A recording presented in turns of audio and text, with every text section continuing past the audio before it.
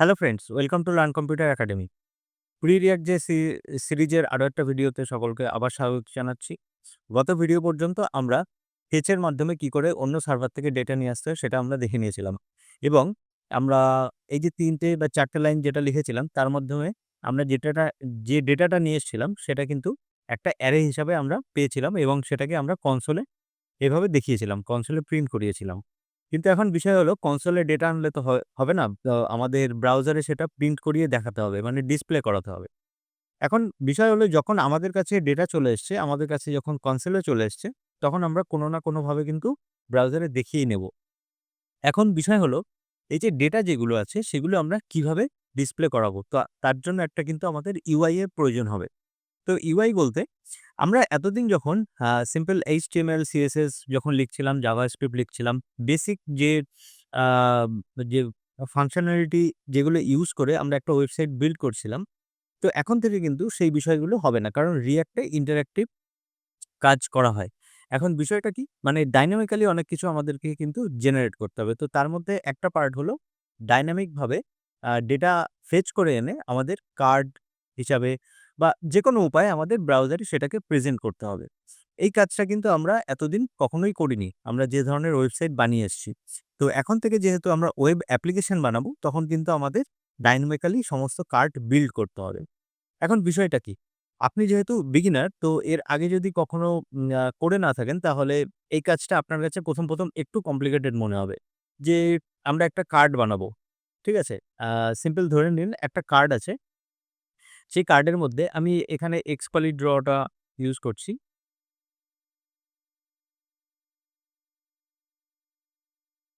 Just একটু visualise করলে আমাদের সুবিধা হয় বিষয়টা। তো আ সাপোজ আমাদের এখানে একটা কার্ড আছে। যে আমরা জেনারেলি যেমন কার্ড তৈরি করে থাকি HTML, CSS দিয়ে। তার আগে আমাদের একটা ডিজাইন থাকে আমাদের কাছে। সেই ডিজাইনটা কোথায় থাকে? যেমন Photoshop বা Figma তে। সেখান থেকে আমরা দেখে HTML, CSS এ কনভার্ট করতাম। এবার সেখানে যদি পপআপ এর প্রয়োজন হতো তখন আমরা একটু জাভাস্ক্রিপ্ট ইউজ করতাম ওর মধ্যে। কিন্তু এখন আমরা সেই একই কাজটা করব, কিন্তু আমাদের যে ডেটাটা আছে সেই ডেটাটা ডাইনামিক্যালি আসবে। অর্থাৎ আ ধরে নিন আমাদের কাছে এরকম একটা কার্ড হবে। ওকে? এই কার্ডের মধ্যে এখানে ইমেজ হবে। ঠিক আছে? তো এখন এই যে ইমেজটা হবে সেই আ আচ্ছা আমি একটু এখানে দেখাচ্ছি। ঠিক আছে? আমরা ইমেজ এইভাবে দেখাতে পারি যে এর মধ্যে আমাদের ইমেজ হবে। এখন এই ইমেজটার সম্পর্কে আমাদের কিছু এখানে বেশ কিছু লেখা থাকবে। অর্থাৎ আমাদের এখানে ইমেজের যে অথর হবে সেই অথরের নাম থাকবে। ওকে? এখানে অথরের নেম থাকবে। তার পরের লাইনে কি হবে? আ এখানে ইমেজের সাইজ থাকবে। Image size.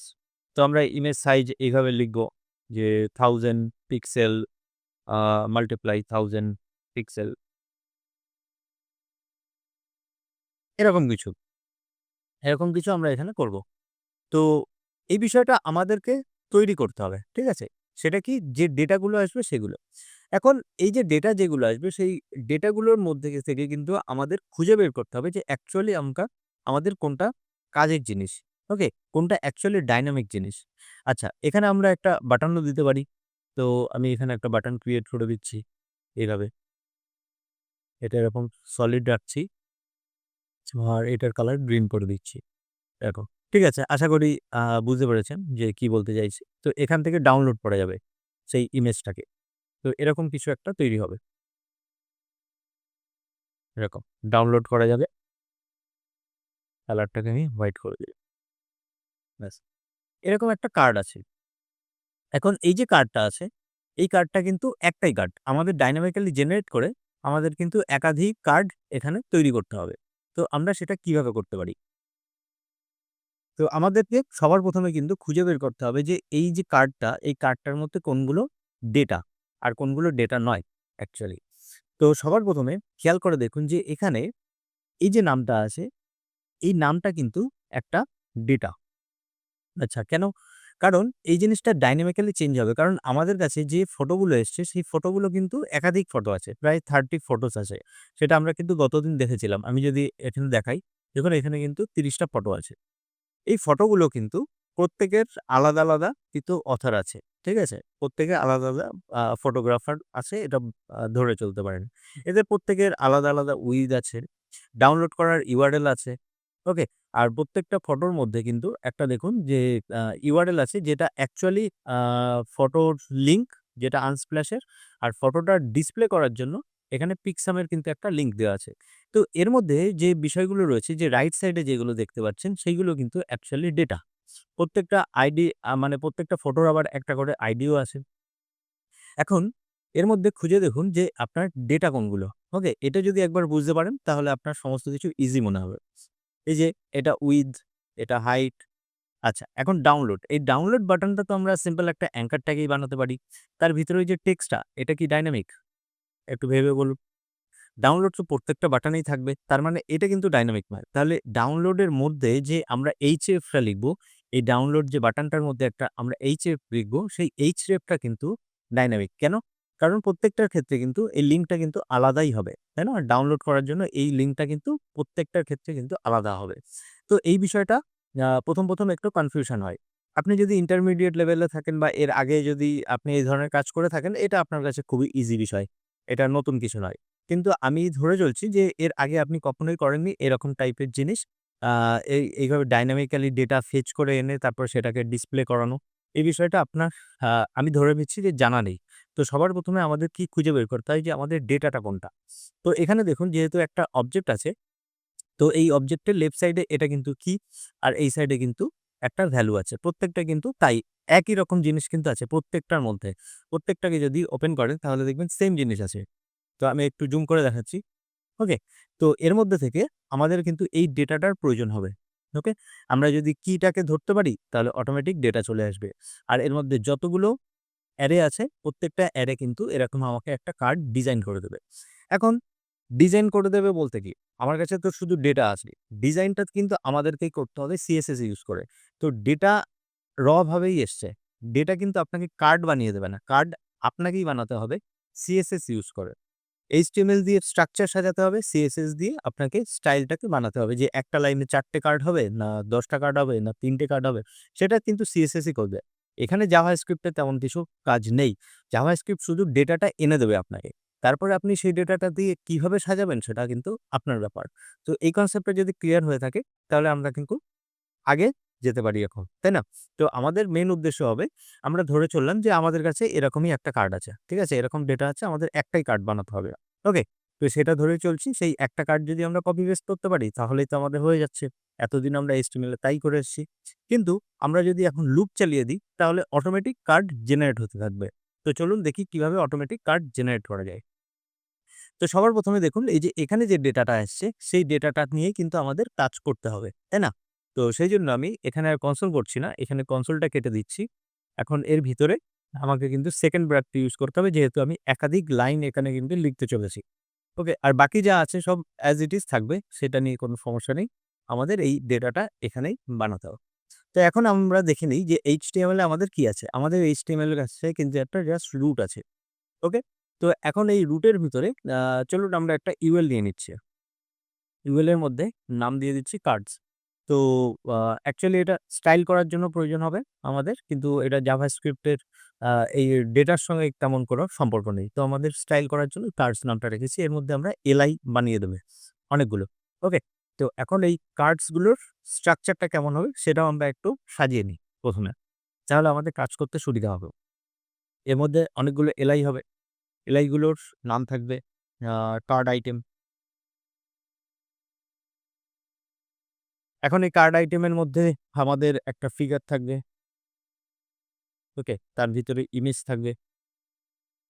আর আমরা এখানে ক্লাস রেখে দিতে পারি যে ইমেজ ফ্লুইড।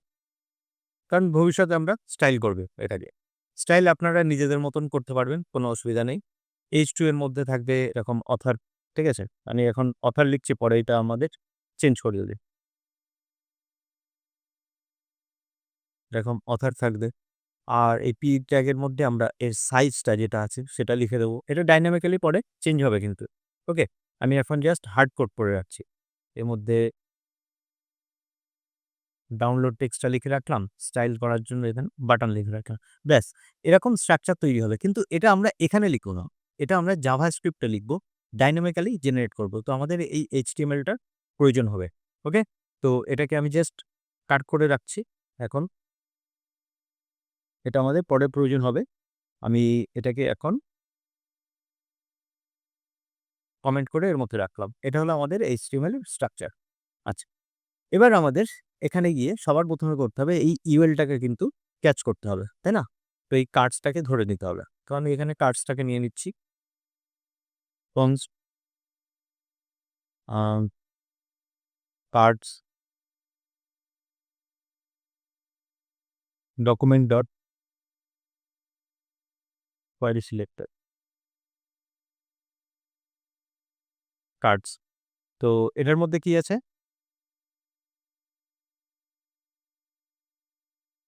এটা কিন্তু আমাদের সেই UL-টা। ঠিক আছে? এটা আমাদের সেই UL-টা। এর মধ্যে আমাদের প্রত্যেকটা এলআই-কে পুশ করতে হবে। এখন আমাদের কাছে যে ডেটাটা আছে, সেই ডেটাটা কিন্তু একটা অ্যারে। এই অ্যারের মধ্যে অনেকগুলো অবজেক্ট আছে। তো আমরা সিম্পল কিন্তু এই ডেটার উপরে লুপ চালাতে পারি। কোনটা? ম্যাপ। এটা হলো বেস্ট। ঠিক আছে? এই ম্যাপের মধ্যে আমাদের জানাই আছে যে এই ম্যাপের মধ্যে একটা আপনার আ কলব্যাক ফাংশন দিতে হবে। আমরা অ্যারো ফাংশন ইউজ করছি। এবার এর মধ্যে আমাদের একটা করে আমরা আইটেম পাবো এবং সেই আইটেমগুলোকে আমরা এইভাবে প্রিন্ট করতে পারি। তো দেখে নিই আগে যে আমাদের এই আইটেমের মধ্যে কি আসছে। আইটেম প্রত্যেকটা কিন্তু অবজেক্ট হিসাবে বেরিয়ে এসছে। তাই না? এখন এই আইটেমগুলো থেকে সাপোজ আমি শুধু যদি অথর জানতে চাই, অথর, তাহলে দেখুন প্রত্যেকটা অথর এসছে। তো এই সেম নামে ১০ জন আছে। সেইজন্য এখানে 10 দেখাচ্ছে। ওকে? তো এরকম। এখন যদি আমি জানতে চাই যে URL, তাহলে এখানে সমস্ত URL গুলো চলে আসবে। তো বুঝতে পারছেন যে এই আইটেমগুলো কিন্তু ইন্ডিভিজুয়াল একটা অবজেক্ট। এই আইটেমগুলো কিন্তু ইন্ডিভিজুয়াল একটা অবজেক্ট। এই অবজেক্টের থেকে আমাদের কিন্তু প্রত্যেকটা আ ভ্যালুকে বের করে আনতে হবে একটা করে। ওকে? তো আমরা কি করতে পারি? একটা অবজেক্ট আমরা দেখে নিই যে একটা অবজেক্টের মধ্যে কি আছে। আমাদের কাছে অথর আছে, ডাউনলোড URL আছে, হাইট আছে। তো এগুলো আমরা একটা ভ্যারিয়েবলে স্টোর করতে থাকি একটা করে। Const author equals to item dot author. Okay? তারপর আমাদের কাছে আছে URL,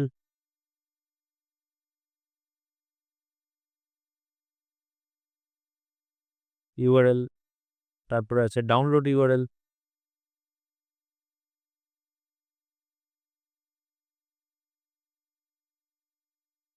ডাউনলোড URL।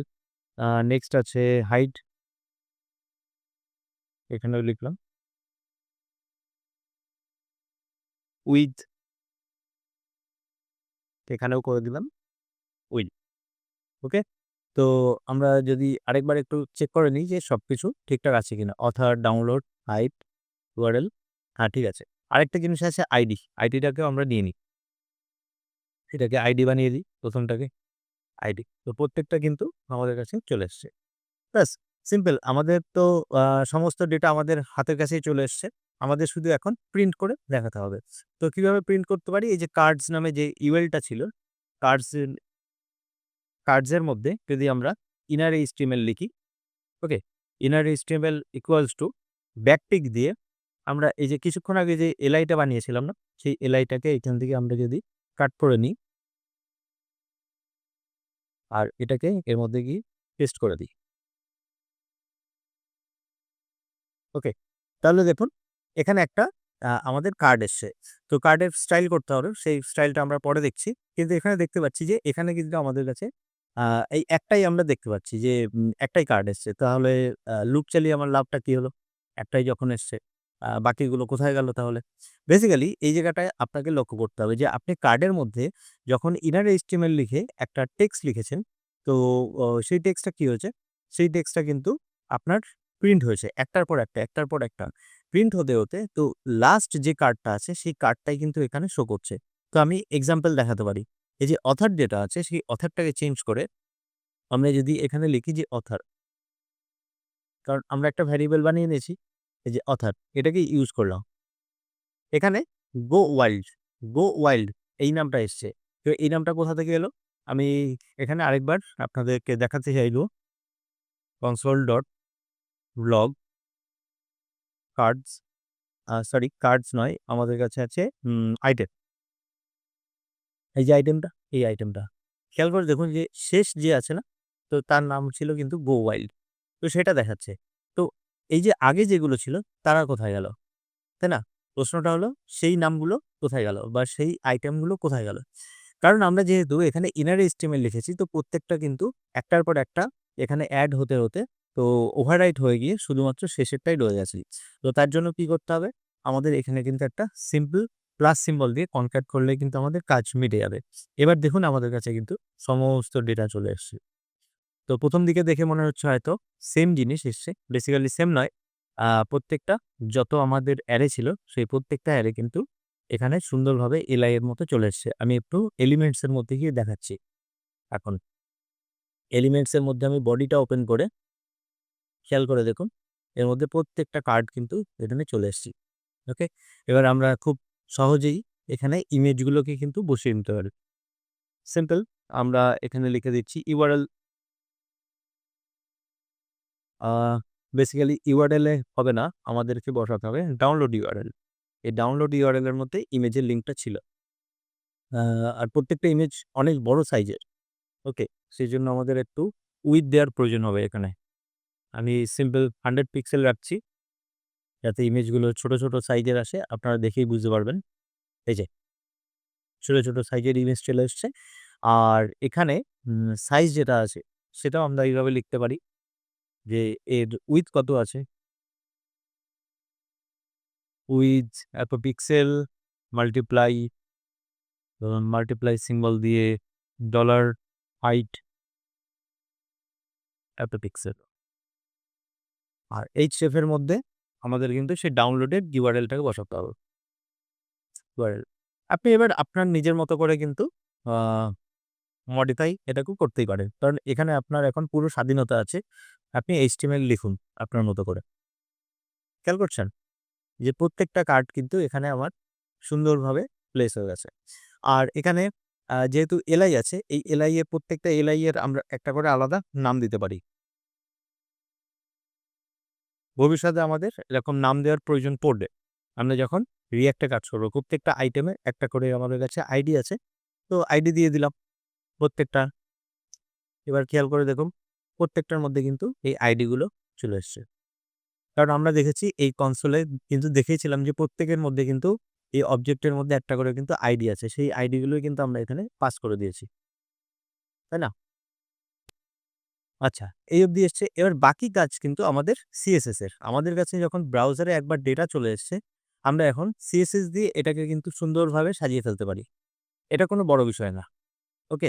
তো আ সিএসএস লিখে আমি এখানে আর সময় নষ্ট করতে চাইছি না। আপনারা নিজেরা সিএসএস খুব সুন্দরভাবে লিখে নিতে পারবেন এবং সিএসএস দিয়ে এটা সুন্দরভাবে সাজাতেও পারবেন। আপনার ইয়া এক লাইনে কতগুলো কার্ড দেখাবেন, কার্ডের স্টাইল কেমন হবে, কালার কি হবে, বাটন দেখতে কেমন হবে, প্রত্যেকটা জিনিস আপনারা নিজে করে নিতে পারবেন। ওটা হলো সিএসএস কাজ। আমাদের কিন্তু React শেখার জন্য এখন মেইনলি আমাদের জাভাস্ক্রিপ্ট এ ফোকাস করতে হবে। সেজন্য আমি সিএসএস কিন্তু এখানে লিখছি না। সিএসএস লিখলে পুরোপুরি সময়টা নষ্ট হবে। আমাদের কনসেপ্টটা বুঝতে হবে। যে আমরা ডেটা এনে কি করে এইভাবে ডিসপ্লে করালাম সেই কনসেপ্টটা কিন্তু বুঝতে হবে। আপনি নিজে থেকে যদি প্র্যাকটিস না করেন তাহলে কিন্তু এই কনসেপ্টটা আপনার একদমই ক্লিয়ার হবে না। আর আ লাস্ট আরেকটা জিনিস আমরা একটু সিম্পলিফাই করতে চাইছি। এখানে যে প্রত্যেকটা আইটেম আমরা নিয়ে এসেছি, এখানে এইভাবে আমরা আনতেই পারি, কোনো অসুবিধা নেই তাতে। কিন্তু ECMAScript 6 আমরা শিখেছি। তো সেখানে দেখেছি এর একটা কিন্তু শর্টকাট আছে। ওকে? এই শর্টকাট বিষয়টা কি? এখানে যে আ আইডি গুলো লিখেছি মানে যে কনস্ট্যান্ট দিয়ে যে ভ্যারিয়েবল গুলোর নাম লিখেছি, সেগুলোকে প্রত্যেকটাকে দেখুন যে item.id, item.author, item.url এইভাবে লিখেছি, তাই না? কারণ এর ভিতরে এগুলোই ছিল। অবজেক্টের কি গুলো এগুলোই ছিল। সেই নামেই কিন্তু আমরা ভ্যারিয়েবল বানিয়ে দিয়েছি। এখন এই যে রাইট সাইডে যেভাবে ছিল, তো সেটাকে আমরা কি বলতে পারি যে অবজেক্টটা স্ট্রাকচার এইভাবে করা ছিল। অবজেক্টটা যারা বানিয়েছে, এই এপিআই টা যারা বানিয়েছে, এই অবজেক্টগুলো যারা এভাবে সুন্দর করে স্ট্রাকচার করেছে, সেটা হলো স্ট্রাকচারড একটা অবজেক্ট। তো এই স্ট্রাকচারটাকে আমরা কিন্তু ভাঙতে পারি। তো ভেঙে যদি এই স্ট্রাকচারটা আমাদের মতো সাজাই, আর এর ভিতরের যে কি যেগুলো আছে সেগুলো দিয়েই যেহেতু ভেরিয়েবল বানিয়েছি, তো সেগুলোকে কিন্তু আমরা ডিস্ট্রাকচার করতে পারি। ওকে? তো স্ট্রাকচার ওরা করে দিয়েছে, আমরা সেই স্ট্রাকচারটাকে ভাঙতে পারি। তো ভেঙে আমাদের মতো করে ভ্যালুগুলোকে বের করে নিতে পারি এখানে। তো সেটা কিভাবে করতে পারি? তো আমাদের সিম্পল জানা আছে যে আমাদের কিন্তু ডিস্ট্রাকচারের যে নিয়মটা সেটা কিন্তু যে আইটেমটা হলো একটা অবজেক্ট, যেকোনো একটা অবজেক্ট ধরে নিন, তার মানেই কিন্তু সেই আইটেমটা। ওকে? সবসময় জিনিসটা ছোট আকারে ভাববেন, অ্যাটমিক লেভেলে ভাববেন যে এতগুলো অ্যারে দেখে, এতগুলো অবজেক্ট দেখে ভয় পাওয়ার কিছু নেই। আপনি ভাববেন যে এই একটাই আছে আমার কাছে ডেটা। তাহলে এই একটা ডেটা আমি সাজাতাম কি করে? এতগুলো আছে, এইটা যেভাবে সাজাতাম বাকিগুলো তো একই রকমই করতাম। আপনি সবসময় ফোকাস করবেন যে এই একটা ডেটা আমি কিভাবে সাজাতে পারি? এই একটা ডেটা থেকে আমি ভ্যালু কিভাবে বের করতে পারি? একটা ডেটা যদি চলে আসে বাকিগুলো অটোমেটিক চলে আসবে। কারণ আমাদের কাছে কিন্তু লুপ আছে। তাই না? তো আপনি অলওয়েজ একটা ডেটা নিয়েই কিন্তু মাথা ঘামাবেন। বাকিগুলো তাকাবেন না। বাকিগুলো সেম জিনিস। সেম জিনিসই জাস্ট আ কনটেন্টটা আলাদা। স্ট্রাকচারটা খেয়াল করুন। এখানে অথর আছে, ডাউনলোড ইউআরএল আছে, হাইট আছে। তো এই জিনিসগুলো, এইগুলোই তো আমরা বানিয়েছি না? তো এই জিনিসটাকেই যদি আমরা এখানে ইউজ করি, তো যেহেতু কনস্ট লিখেছি, আমি এটাকে কমেন্ট আউট করে রাখছি। তো এক্ষেত্রে এরর আসবে। এরর বলতে আমাদের ব্রাউজারে আপাতত কিছু দেখাবে না। আমরা এখানে এভাবে সাজিয়ে দিই এগুলোকে। ওকে? অথর লিখেই দিই অথর। শুধু মাথায় রাখতে হবে আমাদের যে কি যেগুলো ছিল, মানে এই যে রাইট সাইডে যেইগুলো ছিল, লেফট সাইডে কিন্তু সেম জিনিস লিখতে হবে। URL, download URL, download URL. Next আছে আমাদের কাছে হাইড, আর আছে উইথ। ওকে? তো এইভাবে আমরা সাজাতে পারি। তো ব্যাক টু আমরা যে রেজাল্ট দেখেছিলাম সেই রেজাল্ট কিন্তু আবার চলে এসছে। তো এখানে আমি ছোট্ট একটা টিপস দিতে পারি আপনাদেরকে। আ অনেকের ক্ষেত্রে এরকম হয় যে এই যে ডিস্ট্রাকচার করার সময় না আ কনফিউজড হয়ে যায় যে অ্যারে ডিস্ট্রাকচার করার সময়, অবজেক্ট ডিস্ট্রাকচার করার সময় একটু কনফিউশন তৈরি হয় যে অ্যাকচুয়ালি হচ্ছেটা কি? দেখুন, এখানে আমরা কিন্তু প্রত্যেকটা ইন্ডিভিজুয়ালি একটা করে কিন্তু ভ্যারিয়েবল বানিয়েছিলাম। হ্যাঁ কি না? হ্যাঁ, তো আমরা প্রত্যেকটা ইন্ডিভিজুয়ালি ভ্যারিয়েবল বানিয়েছিলাম। আর এই ভ্যারিয়েবল গুলো কি করছিলাম যে রাইট সাইডে যে অবজেক্টটা ছিল, মানে এই যে আইটেম যেটা ছিল, আইটেম তো একটা অবজেক্ট। সেই অবজেক্টের ভিতরে যে প্যারামিটার যেগুলো ছিল, অর্থাৎ যে কি যেগুলো ছিল, সেই কি গুলোকে আমরা এইভাবে একটা করে আনছিলাম। Item dot ID, item dot author, item dot URL. তো দেখুন এই জিনিসটা পুরোনো পদ্ধতিতে এইভাবে হতো। তো এখন এর একটা শর্টকাট এসছে। আপনি যদি এইভাবে লেখেন তাতে কোনো অসুবিধা নেই। কিন্তু এর একটা খুব শর্ট একটা ওয়ে হলো ডিস্ট্রাকচার করা। ডিস্ট্রাকচার মানে স্ট্রাকচার ছিল সেটাকে ভেঙে ফেলা। তো স্ট্রাকচার যখন করে, যখন আইটেম যদি আপনি এখন নিজে থেকে বানাতেন একটা, তাহলে কিভাবে করতে হয়? ধরুন আপনি একটা এখানে বানাচ্ছেন যে পার্সন নাম। ওকে? সেটা আমরা কিন্তু ডিসকাস করেছি। তো আপনার বোঝার সুবিধার জন্য আমি আরেকবার বলে দিচ্ছি এখানে। আ ধরুন এখানে লিখেছেন যে জন, আর এখানে লিখেছেন এজ। ওকে? 25।